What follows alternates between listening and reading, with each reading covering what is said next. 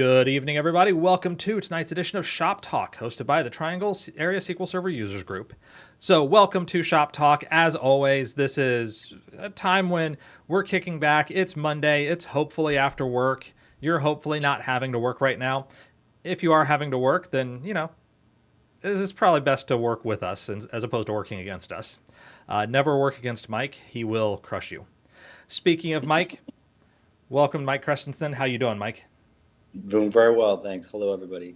It's good to see you back. And Mala Mahadevan. How you doing, Mala? Doing well. Hello, everyone. All right. If this is your first time here at Shop Talk, want to let you know, basically this is freeform Q&A along with talking about some topics and quite a bit of chat interaction and probably taking us off course because that's what we do. Nonetheless, got a couple of topics I want to talk about tonight. The first one is an article that Mala dug up this weekend from a website that I had never heard of. So, take this for what it's worth.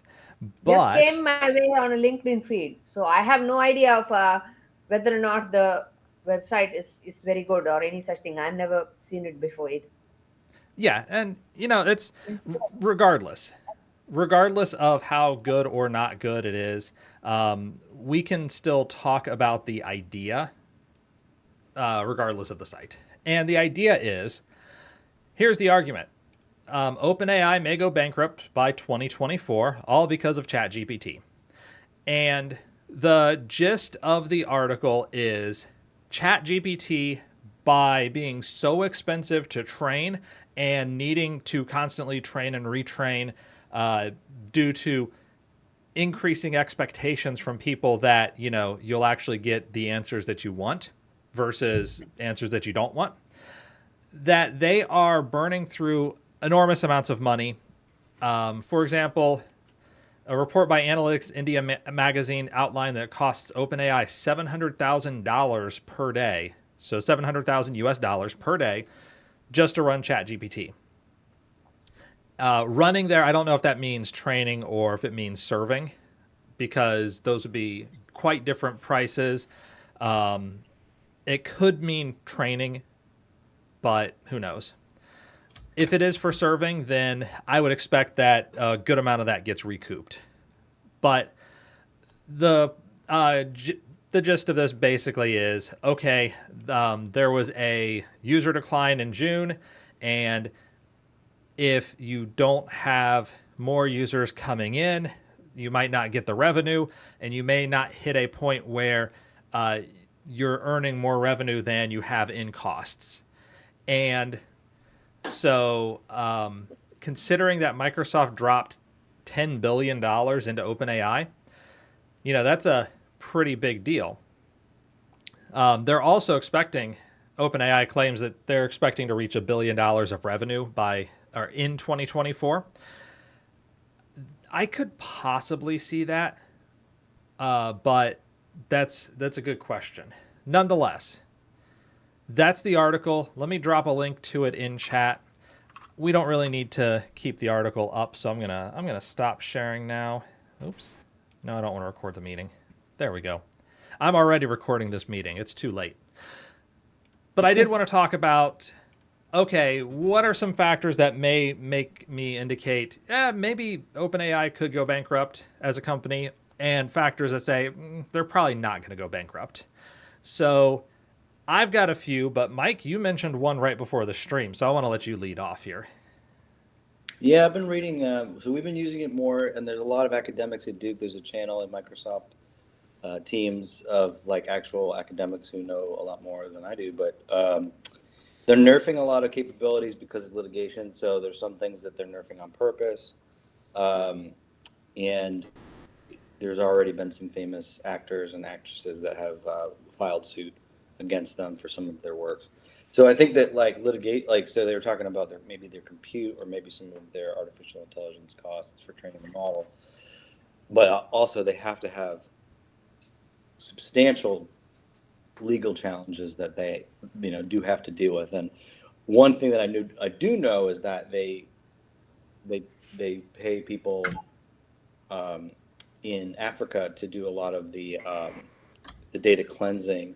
Some of the work that some Facebook employees do. They find bad content and content that is irresponsible, doesn't make sense, or is breaks the law, and they pay them a certain amount of money. So they have a lot of costs associated with just making sure it doesn't say something offensive or harmful, um, right? So those are the two things I was thinking about, is kind of just their operational costs and also just their litigation costs. Yeah, possible cost of litigation. So, Mala, you mentioned 700,000 as operating costs. Mm-hmm. It doesn't seem like a lot because shoot, Yeah, they right. make a That's billion a exactly what I year. was thinking. It seems like, something for the scale of what it's doing, it doesn't seem like terribly hard. But again, when we say high or low, it's just based on what we think, not based on any data. So at least for me. So could be totally wrong there. And It's 255 million a year if it Yeah. was 700. So that's a good question there. So Marshall says, I saw a recent story that was saying human mental costs for those employees in Kenya working that review and validation process has surfaced with social media content moderation efforts. That also reminds me of people who do forensic security.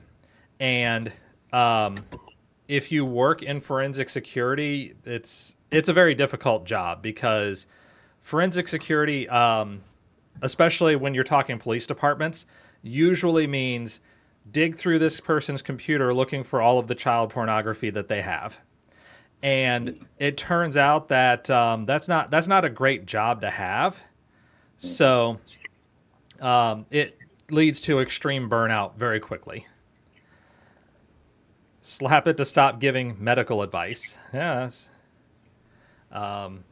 that's fair. no, I mean, I actually, I was on, I don't remember which, I listen to so much, I sometimes I forget. I don't remember which one I was on. I think it was the one with Bill Gates where they said that they've actually employed, like, 10 to 20,000 people to just sit at the computer and do that, like ask it questions that it's not supposed to answer and then tell it to shut up, ask it the questions, the same question, and tell it to shut up until it gets enough input and stops doing, potentially stops doing. There is no way for them to force it to do that.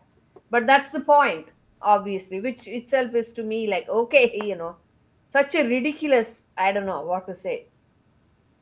I But have, they don't have a way of asking it to quit doing that sort of stuff. Yeah, we all use it to say, "Hey, can I create? What's the syntax for creating a table in SQL Server versus Postgres?" But there might be other people that are saying like, "How do I, you know, make a poison or something nefarious that we don't think about, but unfortunately they have to think about that." I have thoughts, but I'm gonna hold them for today. So Marshall says that sounds like the video I just saw of constantly knocking over the robot that was trying to play soccer. Those people are heroes. Those people are heroes, Marshall. Just like also the public safety bot that rolls around and watching it turn out that it's not a Weeble because it wobbles and then it falls down. So, a couple of other things. Number one, OpenAI is definitely still spending like a startup. They are kind of expecting constant cash infusion, or they got their $10 billion of major pay in from Microsoft. But it seems like if your operating costs are $250 million a year, then you've got some pretty heavy lifting to do, and I'm thinking about that and wondering if that is the operating costs for just regular serving versus any additional capital expenditures that they need for training. And without having any idea of their financials, can't tell you. But if it is separate, then that number even goes higher. And the $250,000 a year can turn into billions per year when you factor in the cost of another rack of GPUs. So showed Mala a link of just how much one of those GPUs costs. The H100 series that Azure, that AWS, that companies like OpenAI are buying in blocks those run somewhere around $45,000 per GPU. Now, that GPU is 80 gigabytes of RAM and is intended for machine learning. It's not intended for playing Baldur's Gate. It does not work well with graphics, despite it being a graphical processing unit. It's actually really bad for graphics, but it's really good for neural networks. So, one of those, street price is roughly 45 grand. You can actually buy them on Amazon. I don't know. Look, if you got 45 grand to just drop on a GPU from Amazon, good for you. Good on you. But there's a new article in the journal about, the $900,000 salaries for some AI engineers. So I guess if you're making 900 grand and you want to do some side projects to improve your skills, why not? Yeah, sure. I mean, I'd like one of those jobs too, but so GPUs are inordinately expensive. Even if you're talking buy it in a block, well, the price is still going to be pretty close to 45 grand a hit. So if you're buying 100 of these, well, suddenly, you've just spent $45 million in capital expenditures, if my math is right. No, $4.5 million. Sorry. If you buy 1,000, it's $45 million. So that's a pretty good capital expenditure just for, a day's work. And not only do you have that, but you also have all the electricity costs. You have all of the whatever additional costs you have to think about just to power these machines and keep them cooled and allow for this processing to happen. And it's processing that could take months for a model to finish training at that level. So, you're talking, this is a really capital heavy industry or part of the IT industry for that level. There are other levels where it is much easier, where I can literally do it on my own desktop. But when you're talking at the scale of, ChatGPT 3.5 or 4, that's where you have the racks and racks of H100 GPUs that are used for training. So, reasons why it might possibly fail. We talked litigation. Litigation could be a serious problem, and it's something where the courts could easily go either way. They could go we're just going to pretend that existing law doesn't actually apply to you because Section 230, blah, blah, blah, blah. We'll make something up along the way. Or they could apply pretty heavily and suddenly training on information on the internet or anything that's copyrighted or not trademarked, but copyrighted or otherwise protected becomes a massive risk, and these models suddenly become a lot less powerful and a lot less interesting to people. So litigation, big question. That level of expenditure, knowing that they already got the cash infusion from Microsoft. They essentially got bought by Microsoft. I don't know that they're going to get major cash infusions from other companies. So if they hit a credit crisis where they don't have the cash inflow, I'm not sure they could get more. It'd be an open question. I guess it'd be what do they have that they could offer? Because I don't remember if OpenAI was officially purchased or if Microsoft dumped a whole bunch of money in for shares. So something I could dig into. And that level of money too for a publicly traded firm that has, dividends and is accountable to the stock market to make money. They're not just going to light money on fire forever.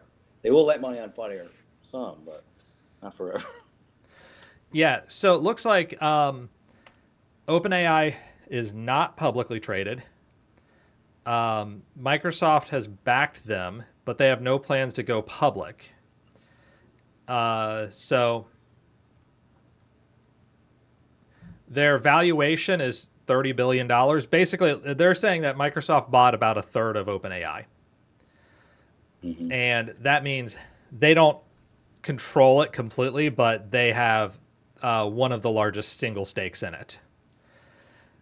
Now, another reason why things may go belly up for OpenAI is if, as the economy gets worse, people tend to pull out of what they see as luxuries. People also tend to defer capital expenditures. And by that, I mean the economic sense, not the capital equals cash sense. So what that means is longer term investments tend to get delayed. Luxury spending tends to get cut down. People do go down to the essentials. Companies tend not to make purchases that they can otherwise defer. And OpenAI integration, when you think about it as from the standpoint of either an end user or from a company that might use an OpenAI tool to improve their website or whatever, is probably going to be either a luxury or an expensive capital expenditure, depending on the industry and the purpose. And in some cases, it could be more of a luxury that, oh, we wanted to just put it on the site so that you could have a chat bot that, I don't know, you could talk to for a longer period of time and get bad information from.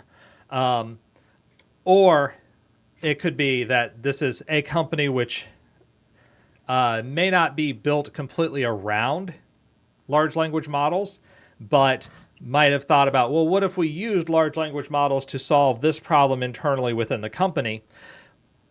In those cases, companies may think twice about, well, do we really want to spend the money right now on it?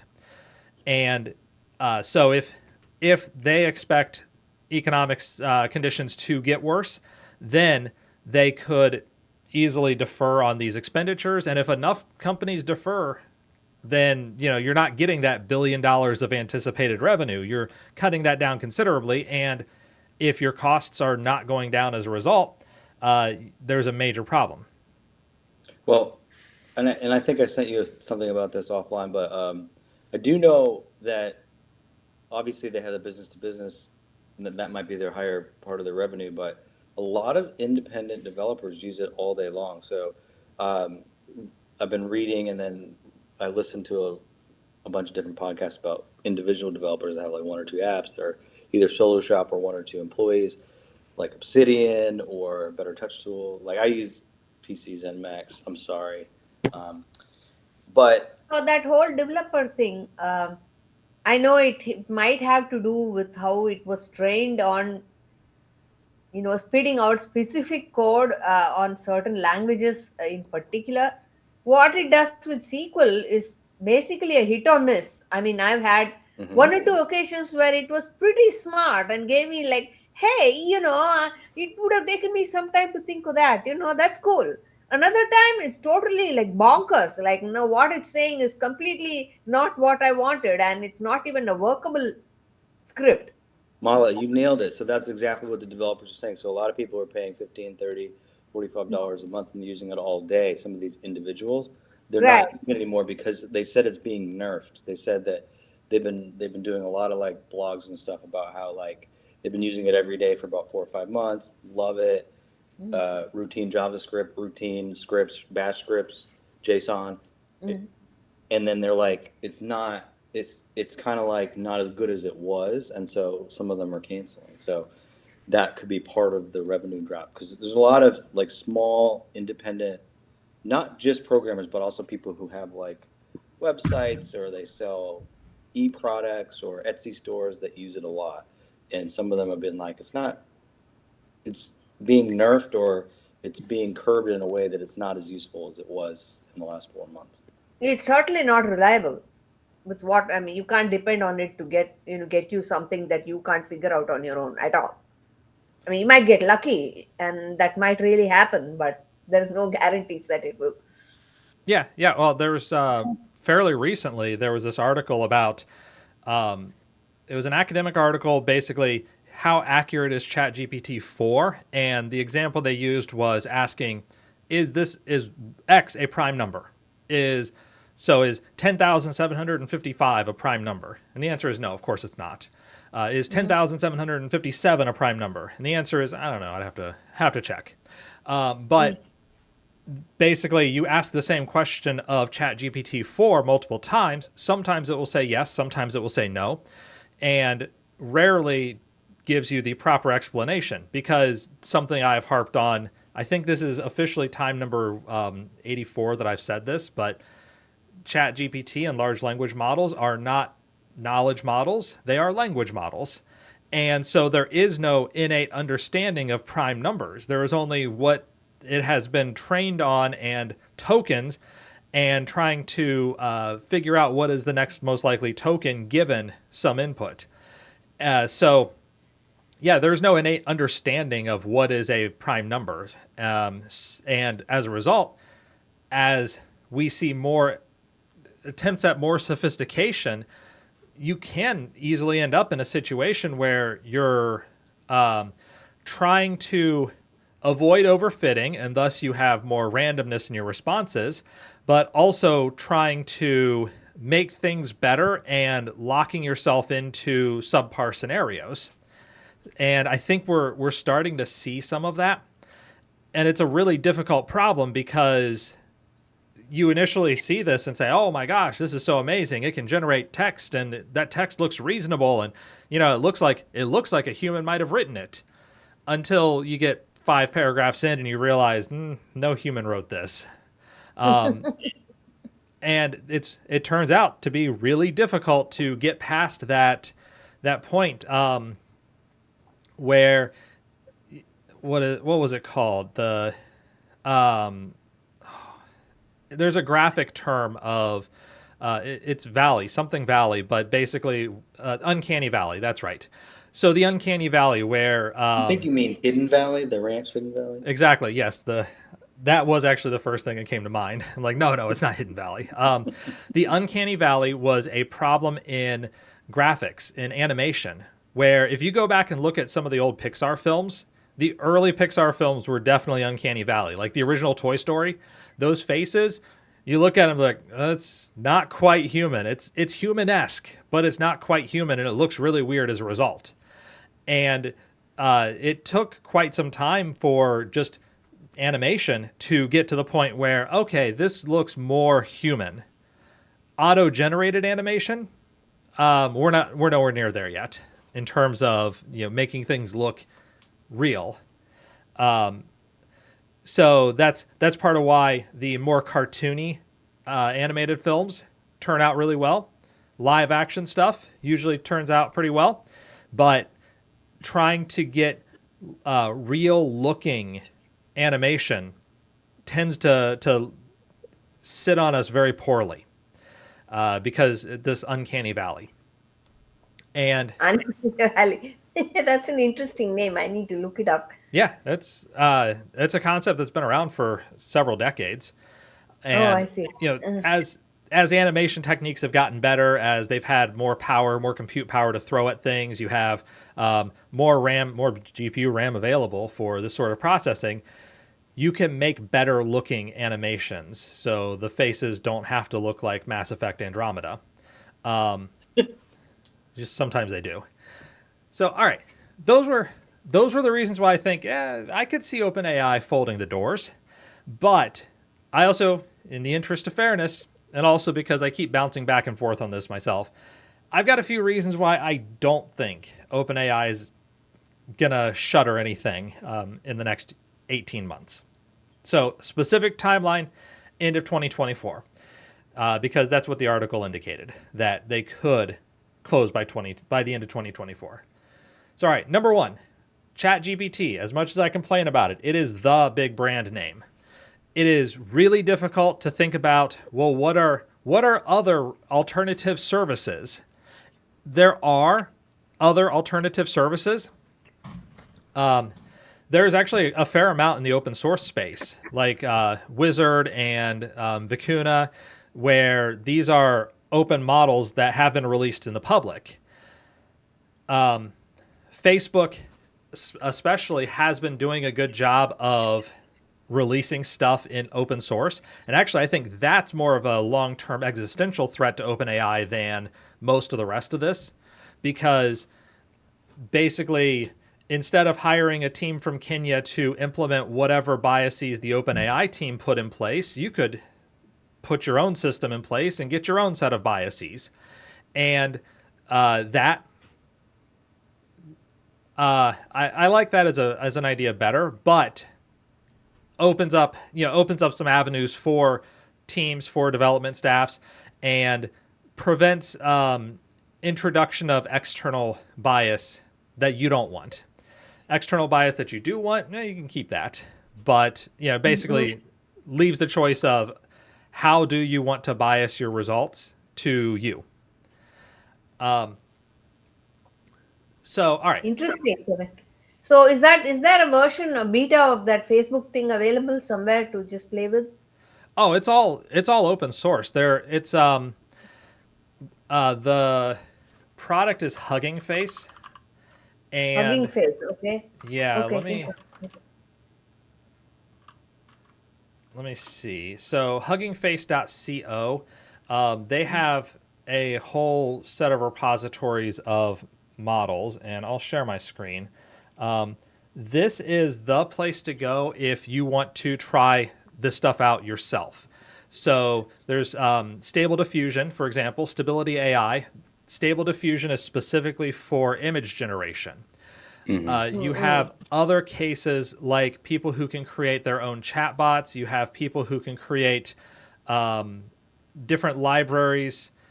And so here's Wizard LM. Wizard LM, this is their 70 billion token model. And they're saying that their model outperforms ChatGPT 3.5, Claude Instant 1, Palm 2, 540B. But I don't know about any of that. Yeah, how do you measure that? Yeah, they probably have a set of predefined tests, and then calculate. Okay, what percentage did this get right? What percentage did this get right? And how efficient did they do it? This is I 70 heard billion. somewhere that ChatGPT's number there was 35 trillion. Could be, but there's also that's why it would be so extremely expensive to compute, and there's always a question of how much gain do you get. So Wizard LM specifically, and by the way, here's a couple of academic papers on it. Like, here's the original Wizard LM archive paper, so you can check that out yourself if you'd like. But they do a 7 billion token model, which is okay. It's intended to run on fairly cheap GPUs, like 1090 or 2090 NVIDIA cards. The 13 billion token, which runs in memory on 4080 or 4090. They have 30 and 35 billion. Sometimes they have 33 billion. And here's the 70 billion, which you probably can't get running on your local machine unless you've got something really powerful like a dual GPU setup. But there are services which offer the ability to rent GPUs. So, you can try that out. But yeah, that's Wizard LM. All this is at huggingface.co. And usually it's where you're going to find things. Like, I just downloaded a version of Wizard LM. Let me see, because I'm pulling it up right now in my models here. 30 billion uncensored GGML, and the GGML is so that you can mix CPU and GPU, so that if you don't have enough GPU, like this, actually 30 billion requires, I think, 24 gigs of video RAM. Wow. And the actual download, the models themselves are something like 250 gigs of download. So 270 gigs of binaries in order to process this. And I haven't tried it out yet. I'm going to try it out at some point. But you can work that yourself. And that's a risk. I'm not sure if it's a big risk, because there are people like me who will look into it. There are people like me who will try it. But Mm. in a lot of cases, you just say, I just want a service to do this. And that's Uh-huh. where Yeah. that's where OpenAI can really benefit. Yeah. Okay. Con number 2, or reason why I don't think OpenAI will go bankrupt in 18 months. Number 2, Microsoft, by spending $10 billion in OpenAI and basically owning a third of the company, they've really tethered themselves to that mast. Also, we talked about Microsoft Build just a couple of months ago.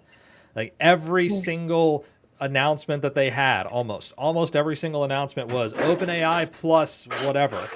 So, well, Okay. you can have Office 365 and uh, integration with OpenAI.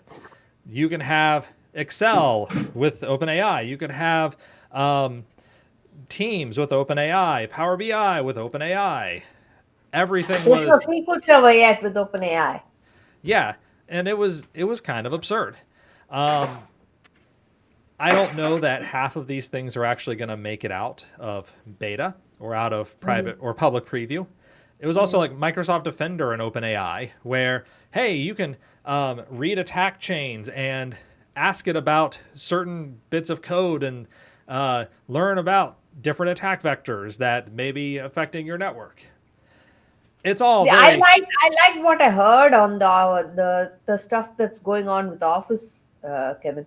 Like the ability to generate your own presentations and such. That seemed pretty neat. That was the only thing I saw. yeah, and I'll be interested to see how it actually works out Uh-huh. versus the marketing. Right now, we only get to see the marketing because it's not even in Right, right, private preview. right. But that is a reason why I think OpenAI will be around for 18 months, because if Mm. Microsoft is basically betting the farm that OpenAI and Azure OpenAI are going to really take off, Mm. then you expect that the company's not going to go under within that time frame. Now, it could be that 18 months from now, Microsoft says, "Oh, that was a bad bet," and switches over to something else. Mm-hmm. But even if they do, I don't know. I think it'll last longer than that 18-month period. So Marshall says, I translate those Microsoft announcements to, I can attach an 8-year-old to all of my applications and see what kind of gibberish they'll add in there, some of which will make sense and some of which will be wildly inaccurate.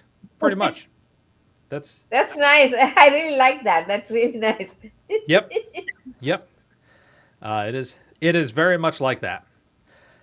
Now, third reason why I think that they're not going to go bankrupt in 18 months. If they don't happen to get a lot of revenue from Azure OpenAI or from their other services, they can scale down their costs pretty well. Obviously, the GPUs that they bought, capital expenditures like that, sunk costs are sunk. They've already spent that money. But if they slow down their training, if they slow down new releases, if they cut some of their staff, if they turn off some of their boxes, they can cut those marginal costs and reduce the variable cost element. And as a result, they would be able to shrink that number from $700,000 a day to something lower, more manageable. And if they hit that point where they're needing to scale down, then I think they can do it. I think they can save enough money to keep them going for a little while. So,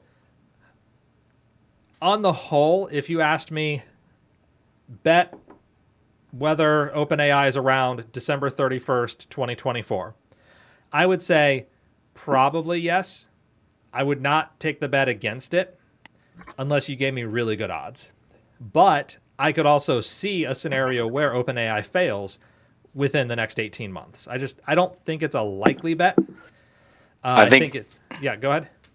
I was just going to say, I mean, I just think too that with with the lead that they have, even if somebody who's big bought them outright and learned from it, and if they still are a loss leader, they can be a write down, right? So for a massive company, you could buy them, see what their tech is, see what like they know that you don't, and then write it down as a depreciated asset. You know, like I think that in any event that they would possibly get bought, I mean, there's examples of other companies where, Uber and Lyft are famous, but like Magic Cab was there before that, but they weren't there at the right time. So I think OpenAI was at the right time, and so if they're not super profitable, I still don't think that that's going to hurt them in the next couple of years. That's my opinion. Yeah, I could I I could think see that as well. Especially Microsoft did. Go on, Kevin. especially knowing that Microsoft has dumped in so much money already. Now they don't have to send good money after bad, but that is a human tendency. Yeah, that's true. Nobody spent money on blockchain though, so I mean, Ha. So I think if that integration with Office 365 is really what it's touted to be, it can be a big game changer and make for some really good money for them, especially marketing people who want good selling pitches or people who are spending a lot of time on creating presentations to various things. It can be very useful to them. It could be. If it shakes out the way that they want it to or they market it Right. as, then yeah, it could be. Yeah. and we I haven't been able to talk about this because it was not fully announced yet, but we have a new partnership with Microsoft at Duke. It's like a 5-year project, and we're going to get, I don't know, you would know more than me, a tier 5 license, and we're going to be able to use some of their products, and use some of their engineers to work on some of our projects. So more to come on that as I'm allowed to talk about it. But like, that's a good, Molly, you bring up a good example. Like, we're very nerfed on what we can do at Duke in terms of using any of these tools. Obviously, we can't take our code and cut and paste it and put it in there.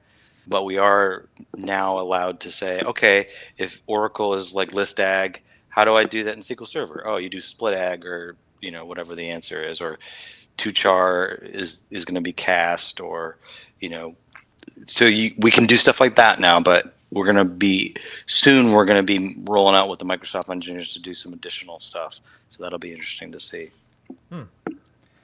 Yeah, interested to hear what you're allowed to talk about. So, a couple comments from Marshall. Also, almost like they want all these people out there using it to do the training for them, make it better longer term at lower costs for them to actually do all the training. Maybe, but that training is something that requires very specialty hardware. This is more of, yeah, I could see a lot of prompts and analyzing prompts and responses, and based on what individuals say, does this prompt actually answer your question correctly, yes or no, then being able to feed that in to the next round of training. So to that extent, yes, I think that there is already that desire, and that capability is certainly within the realm of technical possibility. Whether they're currently doing it or not, I'm not sure, or if they have to hire the folks in Kenya to do all that work for them. There are enough suckers out there that will see whatever it does produce and deliver is better than what they could have done themselves, so they're impressed with it, see it as valuable, not even realizing how much better it could have been. Sure. And I know we've talked about in a prior episode some concepts of, well, what happens when the internet is full of generated garbage? And I'm worried about that. Yeah, does that actually hinder future iterations of these sorts of algorithms, which rely on scraping the internet, the broader internet, for getting the input data for training? And that's an interesting question that I think we're going to have to see over the next few years. I think it's a real challenge. I mean, like, I look at I don't want to pick on this one website, but like sometimes I'll look up a unique challenge with like Windows, and it'll be like windowscentral.com, and I'm like, I think this is just scraped from the MSN. I mean, I think this is scraped from the Microsoft Docs. I don't think that this is real. Right. Well, also, we're seeing Stack Overflow is trying to use generative AI for answers, and they're finding out that it's doing a really poor job. And so it's interesting to see, because Stack Overflow answerers tend to be very prickly people. Yes. If you do not follow the rules the way that they expect them, and those rules could be different based on individuals, then Uh-huh. they tend to be pretty rude about it. So Can I I- can see can I- I could see why the CEO of Stack Overflow is like, yeah, we'd rather have a model, generated model build this for us, because that generated model is probably less likely to be a jerk to an end user who's actually asking a question at a question site. Since it's Shop Talk, can I do a quick sidebar? We've never had one of those before. So Stack Overflow is part of Brent Ozar's training program. So you kind of you can take like a 5, 10, 500 gigabyte version of Stack Overflow and SQL serverized. Anyway, No, it is just I don't SQL know. Server. Yeah, it's actually Stack Overflow runs on. Yeah, SQL that is Server. how that's their stack. Yeah, exactly.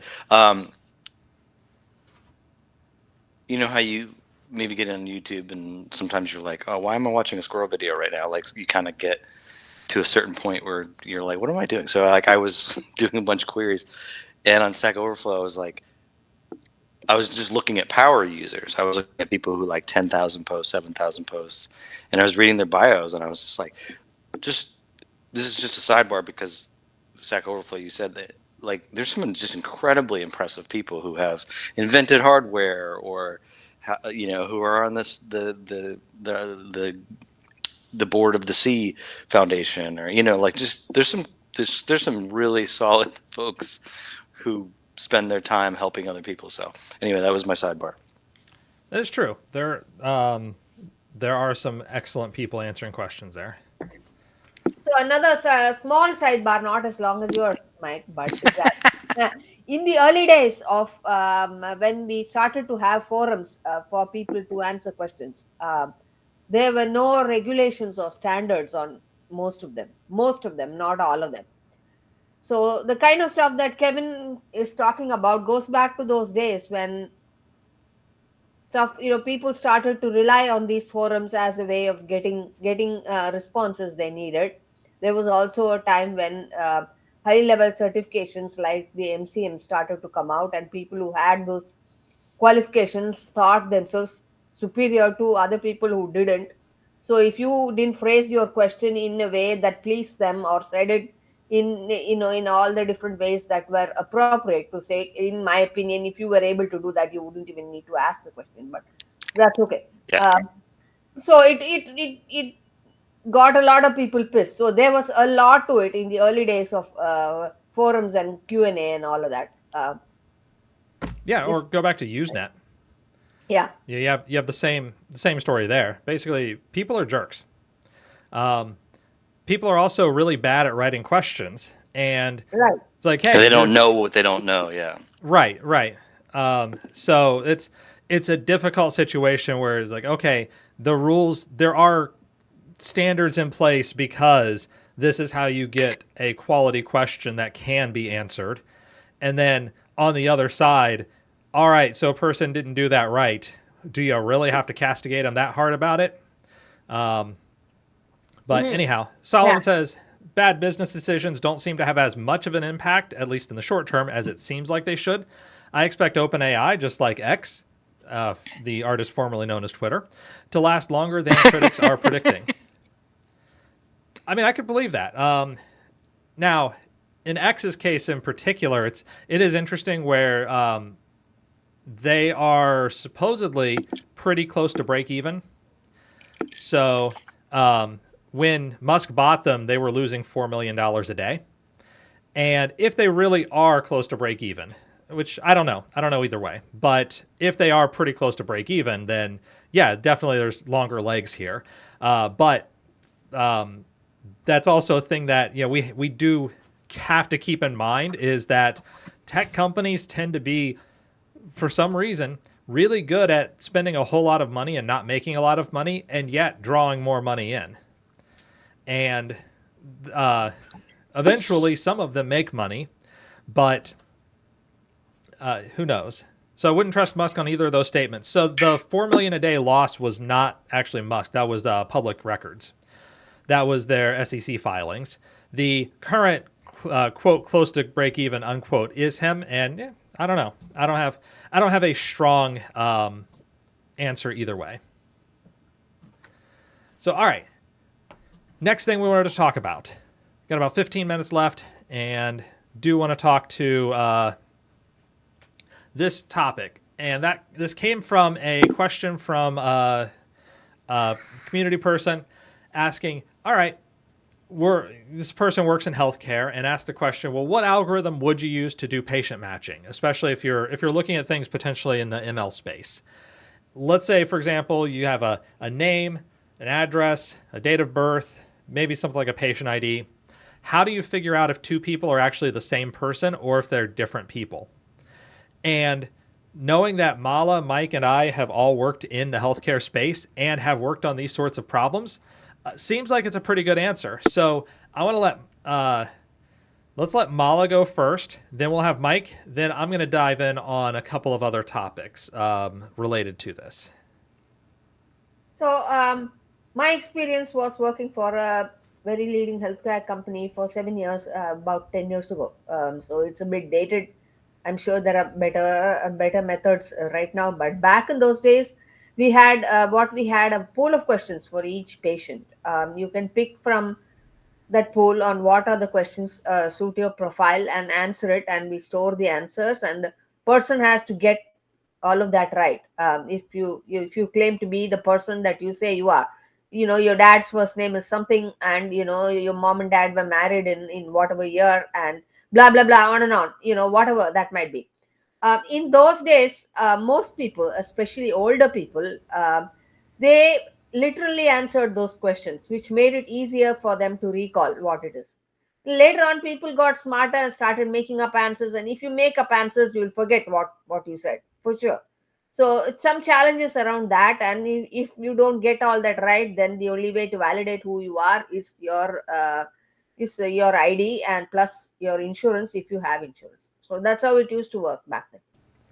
Yeah, and you also saw that in cases like where they would, if you were getting your credit report or if you were opening a line of credit, they may ask you a series of questions based off of your credit history. Mm-hmm. So where it'd be like, which of the addresses did you live at? Or which of the following people, whatever. So there are other non-healthcare industries where we have seen that kind of scenario as, can you identify yourself to a third party using some other third party's information to somebody's satisfaction? So yeah, that's one approach that is definitely more of the can you identify yourself. Mike, you've worked on a couple of projects along these lines. Well, yeah, I have, and I'm going to send a link in our chat. I don't know how to. I don't have the Twitch open at the moment, but so one of the things that I've worked on a couple of projects where we would do as much as we could. We would do like first name, last name, or then we would say, okay, well, what if they spelled it wrong? So we would do like we were calling it fuzzy matching. I don't know if you've heard those terms, or we just made that up. And then date of birth, and then there's actually a lot of twins that had similar names and actually exact same birthday. So there's some really challenging situations that you don't always necessarily think about. So we would do whatever data we had, and then addresses are a little bit tough because addresses can be really dirty, and they might be like North Lakewood versus South Lakewood, and uppercase, lowercase, all that kind of stuff. So we would do a number of things, and the thing that I sent to Kevin is the National Death Index. So they have a bunch of rules that they follow. So one of the things that happens with hospitals is they share information on if somebody has passed or not, and it gets updated to the medical record, and they have a lot of different matching rules. So you don't necessarily have to reinvent the wheel. You can look at some of these rules that they have and say, can I do this or not? So one of the rules is social security number, which you might not have access to. You might if it's like for me, for research projects, we might have first name, last name, last three addresses, um, maybe date of birth.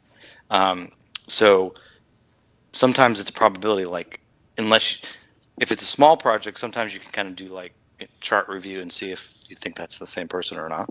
Other times you can't, and so it becomes a like how certain are you situation. Like we're 100% certain that these people are matches, 75%, 50%. And so it just depends on on the study and what the clients want. But there are definitely some resources that are publicly available, like the National Death Index, that have some matching rules that are useful to look at to give you some ideas. Yeah, that's a really good thing to keep in mind. And my answer, I've got a couple parts of it. Number one is start with all of the non-ML tricks you've got in the bag, including using things like these calculations in the NDI. And looking back at it, when I worked in healthcare, these were also things that we tended to look at as well. So I don't remember if I explicitly knew about this standard or if it was just these are things that were good practices because our analysts used them and I followed along with what the analysts did. But regardless, you can see, there's a lot of logic in here. And the reason that I say start with those non-ML techniques is most processes that involve fuzzy learning, fuzzy logic, fuzzy matching definitely not the term you guys came up with, Mike. That's definitely been an industry term for a few decades. But it goes to this sort of problem. Well, these algorithms tend to be on the order of big O of m times n, or big O of n squared, or worse, n cubed, something really bad, n factorial sometimes.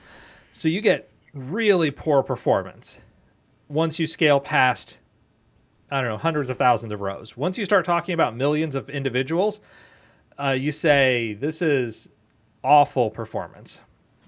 And for that reason, you want to cut out as many cases as possible. And once you cut out most of those cases, you may be down to 10 to 50,000 possible matches where you say, I'm not quite sure if this person really is unique or if is one of the people in this blob. And of the remaining blob, then we can look at a set of other techniques. So one of those is called HMNI. This is a Python package for fuzzy name matching with machine learning. And so it does similarity scoring, it does record linkage, which I'll get to in a moment, as well as deduplicating and normalizing names. And this is a little bit fancier than using some techniques like SoundX or Levenstein distance. SoundX, nice. Yeah, SoundX is a technique. It has some merit. Yeah, well, I've seen that in code, and then I was like, "What is this?" And I was like, "Sounds like, yeah." Kind of. Sorry, I interrupt. Yeah, SoundX is not quite sounds like. So let me pull up a link for SoundX. Wikipedia, that works. A phonetic algorithm. So you have different consonants have specific values, and you get back a string that represents. This is Rupert or Robert. Now, given that they both return 163, you can have false positives. You can, of course, have false negatives as well, like Rob versus Robert versus Bob. So that's where a library like HMNI does help, because you'll have name similarity, you'll have name synonyms, you'll have shortenings, and tracking a variety. Like here, Al, Alan, Al, James, and you can see, hey, Alan and Al are kind of their one name. Now, Alan versus Alan versus Alan, however many L's and whether you have an A or an E, can be different people. But one of the things that we find out a lot in processing these records is there are a lot of misspellings. So your legal name may be Allen, Allen, but because of bad handwriting or a typo or something, you may see sometimes at Allen, sometimes Alan, and sometimes like Allan, Alen, which is a wrong name, but still, wrong names show up. You may have some bad OCR that just can't even process Allen, and that's before you get into things like characters, accents, graves, things like that, which affect the language, like things that we don't have in English, but tildes or downward graves or accents in either direction. Accent aigu. Yeah, umlauts, all these fun things. And so, like in German, an umlaut. So, if you have an umlaut, O with an umlaut, then it could be HO with an umlaut, MER, Humer, or HOEMER, Humer, both of which are legal, but it may actually show up in text as HOMER because the person who was writing didn't know the rules, and that third case is technically wrong, but was intended. So again, HM&I, good library for this. Now, talking about record linking, there is a really good article on the topic. Is that in your book? Because I don't have I have a stack of your books in my office. This is actually not in the I was book, just curious. no. Okay, it's not in the book. Okay. No, this was getting into text stuff that I mostly avoided. I focused mostly on numeric and categorical features versus text analysis. But record linking or fuzzy matching, basically joining two data sets that do not have a common unique identifier and figuring out ways to do this. So this is a good article because this is a fairly complicated approach that I think does a pretty decent job using the fuzzy matcher library in Python and covers things more than name. So HM&I was specifically for names. This is matching data sets, just like the original question. Like if you have a name and an address and a phone number, is that the same person? Well, they may have different phone numbers. They may have different addresses over time. So you add maybe date of birth or something else. Now, another article I want to talk about is from the Census Bureau. And this is U.S. Census Bureau Record Linkage and Machine Learning. So this is a much broader article on the types of research that people are implementing to try to answer these questions. And obviously, the Census Bureau has a major interest in trying to figure out, are these two people the same? Because they want to estimate what is the actual population. Yeah, they have a strong statistician Yes. Skill set. Oh, for sure. For sure. So they want to be able to try to identify and deduplicate people who answer their surveys. And so this gets into some of the statistical concepts that are available and talks about some of what they've done. So we have some activities in here and as well as a pretty long list of publications that you can get into further if you want to learn more about these sorts of techniques. So they've got some nice information here. And I also want to point out the National Institute of Health. And this is their guidance for linking data. This is an older article, as I recall. This was actually it's 2014, so this one's not too bad. You'll find out that a lot of these articles were written about a decade ago. And so if they offer up specific product guidance, I don't necessarily recommend that you follow that guidance because those products may still be around or they may not be. But you can at least get an idea of here are some of the algorithms, here are some of the processes, some ideas of how you might solve this sort of record linkage problem. And I completely agree with this. Record linkage is both science and art. There are things that you can put in practice, but in a lot of cases, it's fussing with your data until you get something that feels right. And then, it may involve having a person go through the fuzziest of matches and say, are these two really the same? And sometimes it could get to the point of just you have to call the person up and say, hey, are you also this person? Depending on how important it is to deduplicate. Thankfully, I never had to do that because the agency I worked for realized that putting me on the phone with a random person was a really bad idea. But Oh boy. yeah. So strings can be converted. So you have a Soundex or New York State Immunization Information System, which that's something I'd never even heard of. Apparently, it's another system for phonetic code codification of names. You can compare string distance techniques like Levenstein distance. You can have names linked to synonyms. So if you have a dictionary of common names and synonyms, that also can help out. These are pre-ML attempts to try to tie things together. And deterministic linkage methods, probabilistic methods, which is something we were talking more about. This is going back to like SQL Server integration services and the fuzzy lookup, which was horribly slow. In part, it was horribly slow because I believe that was a big O of n squared algorithm. So once you have 1,000 records, it's going to take about 1 million matches to get through your solution. And that's why it was tough to run on 8 gigs of RAM. Ask me how I know. And one more link.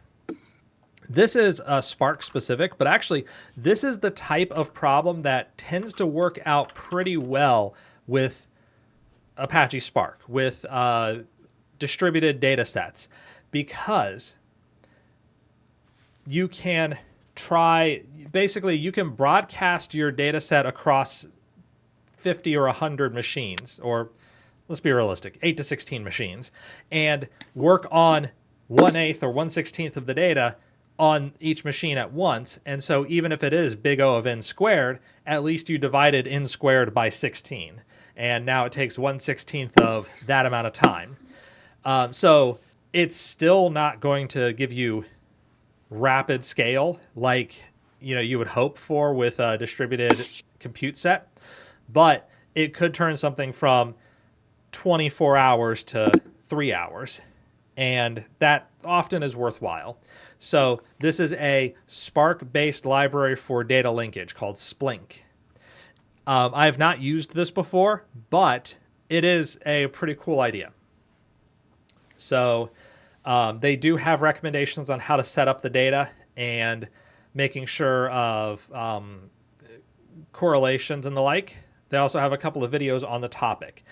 This is a fairly up-to-date library. The last check-in was 11 hours ago. And so it's a pretty active code base, not something that somebody put out a V1 of and just never updated it. So do recommend if you run into a problem like this, that's another library that you might want to check out. And Mike's cat is here, so that means, of course everybody knows what that means, it's time for the show to wrap up. Hopefully you enjoyed it. Thanks for coming out. Remember, tomorrow is our main meeting. Speaking of coming out, we'd love it if people came out to Tech Systems in downtown, or not downtown Raleigh, in Raleigh, West Raleigh. But check out meetup.com/trypass, and hope to see you tomorrow. Regardless of when we see each other again, everyone, take care.